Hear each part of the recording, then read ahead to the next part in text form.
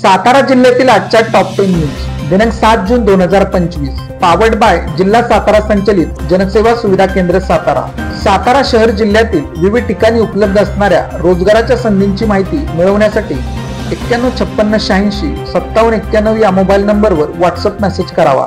जिल्ह्यात सर्व्हर डाऊनमुळे 5000 दाखल्यांना विलंब, तांत्रिक अडचणीमुळे जिल्ह्यातील विद्यार्थ्यांसमोर पेच, शाळा कॉलेजच्या प्रवेशाची अडचण, नोकरीसाठी तरुणांची गैरसोय, विविध अभ्यासक्रमांचे प्रवेश, नोकरी, विविध परीक्षांसाठी अर्ज करताना उत्पन्नाचा दाखला, जातीचा दाखला, नॉन क्रिमिनल अन्य दाखल्यांची गरज भासते।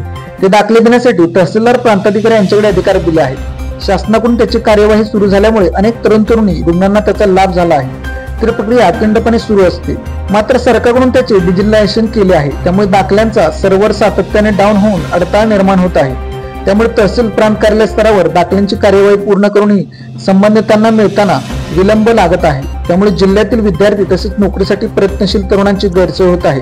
जिल्ह्यात सुमारे 5000 दाखले प्रलंबित राहिल्याने तरुणांना अडचणी निर्माण झाल्या आहेत। 11वीच्या विद्यार्थ्यांना शनिवारी 7 जून पर्यंत करता येणार अर्ज। 11वी प्रवेशासाठी जिल्ह्यात 32000 विद्यार्थ्यांची नोंदणी। इयत्ता 11वीच्या केंद्रीय ऑनलाईन प्रवेश प्रक्रियेसाठी शिक्षण संचालनालयाने 7 जून पर्यंत मुदतवाढ दिली आहे। जिल्ह्यात 11वी प्रवेश प्रक्रियेत 32000 विद्यार्थ्यांनी नोंदणी केली आहे।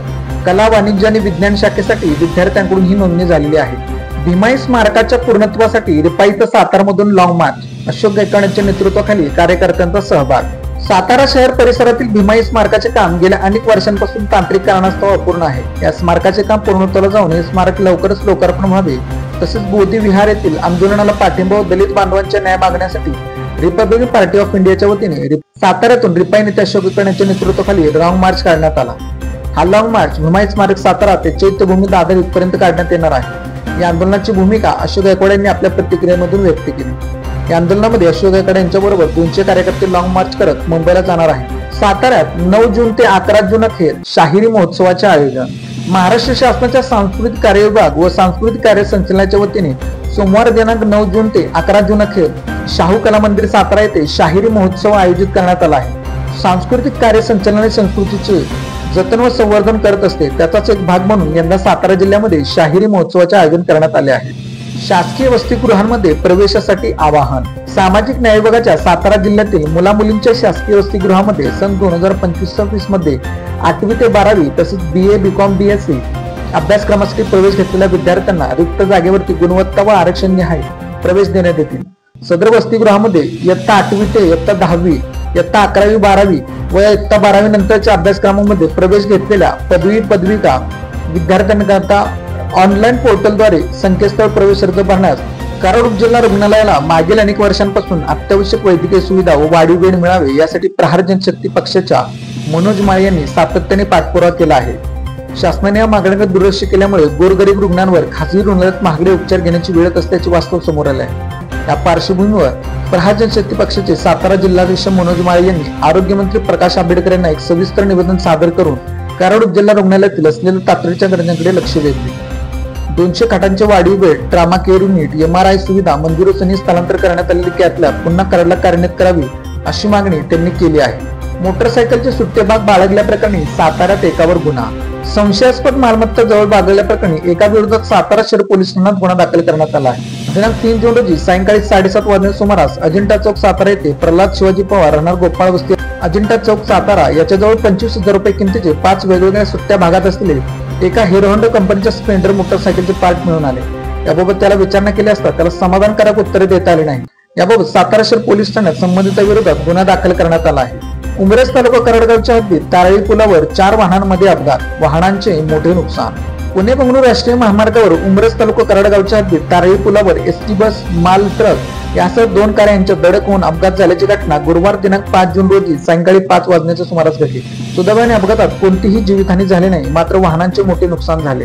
कराडमधील वाहतूक पोलिसांना बॉडी वॉर्न कॅमेरे।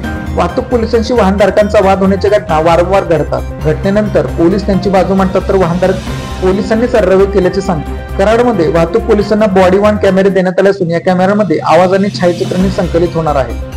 वाहतूक पोलीस दंडात्मक कारवाई करत असताना वाहनधारक त्यांच्याशी वाद घालतात, त्यानंतर पोलिसांवरच आरोप केले जातात। कराडात यापूर्वी अशा घटना घडल्या आहेत, मात्र आता पोलिसांकडे बॉडी वॉर्न कॅमेरा असल्यामुळे कोणी वाद घातला, कोण काय बोलले याचा पुरावा उपलब्ध होणार आहे। कराड येथील प्रीतिसंगम बागेत सापडले 11 विषारी घोणस साप.